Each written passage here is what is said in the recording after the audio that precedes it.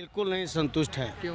Corona period में आपने देखा होगा कि जो बाहर से लोग पैदल चल के आए, हम लोग उसमें जो कोरोना के सभी विद्यालय में जो व्यवस्था किया गया वो घटिया व्यवस्था किया गया। उसी के खाते में पैसे, बिना जमीन वालों को पैसा दिया गया और जमीन वाला बेचारा ऐसे रह गया।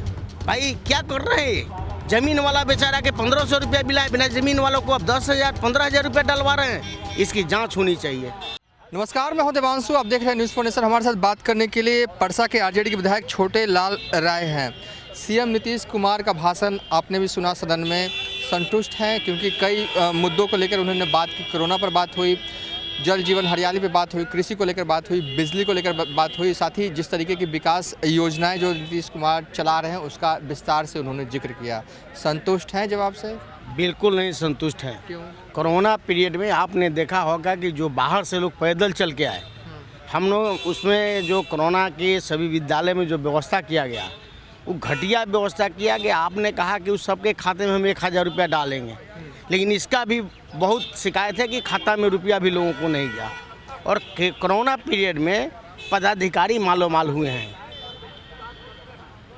अगर और कुछ पूछना है तो पूछ सकते हैं। कृषि के संबंध में आप देखते हुएगा कि हम लोगों का जो क्षेत्र है पूरा पानी में डूबा हुआ क्षेत्र था, लेकिन उसमें इनपुट का जो पैसे देने का सवाल आया, जो पैसा दिया किसी सलाहकार को उसी के खाते में पैसे, बिना जमीन वालों को पैसा दिया गया और जमीन वाला बेचारा ऐसे रह गया। तो देखिए, हम लोग भी चाहते हैं कि काम हो। अगर नीतीश जी का भाषण हो तो हम लोग, ऐसा नहीं है, नीतीश जी के भाषण अगर देते हैं तो उस बात पर खरा उतरें।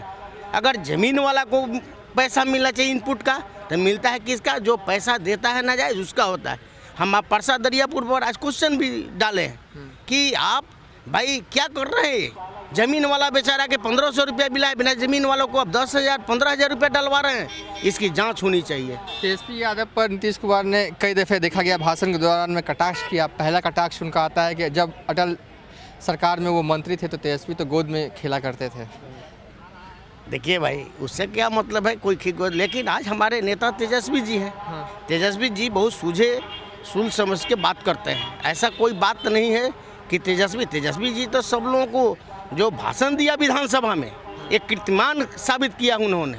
एक एक बिंदु पर नीतीश कुमार जी के सरकार को, राज्यपाल के भाषण को उन्होंने जवाब दिया है, इसलिए हम उनको बधाई देते हैं।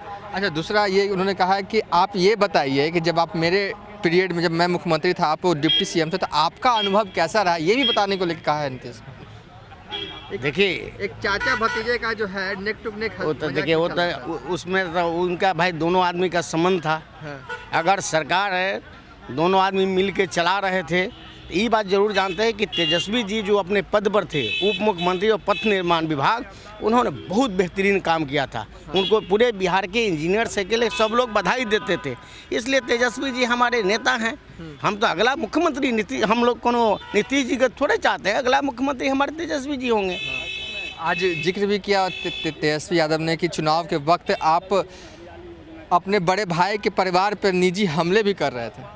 नहीं, एक बात नीतीश जी बोले हैं कि अगला तो आप ही न हैं। भाषण में देते देते ही बात बोले हैं कि हम लोग तब कितना दिन के लिए हैं, हम लोग तब कितना दिन पद पर रहेंगे, आप ही लोग हैं, अपना सूझबूझ बढ़ाइए। यही तो बात नीतीश कुमार जी बोले हैं, इसके लिए तो हम उनको बधाई देते हैं।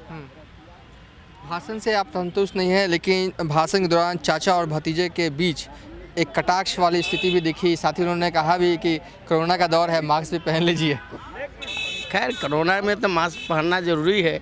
अगर सुझाव दिए हैं मुख्यमंत्री जी तो इसमें कोई बात नहीं है, लेकिन सब लोग कोरोना में मास्क पहन रहे हैं, ऐसा थोड़े है। अगर नहीं पहने हैं तो पहनना चाहिए। चलिए, ये थे परसा के विधायक छोटे लाल राय। फिलहाल अभी तक के लिए इतना ही। आप देखते रहिए न्यूज़ फॉर नेशन।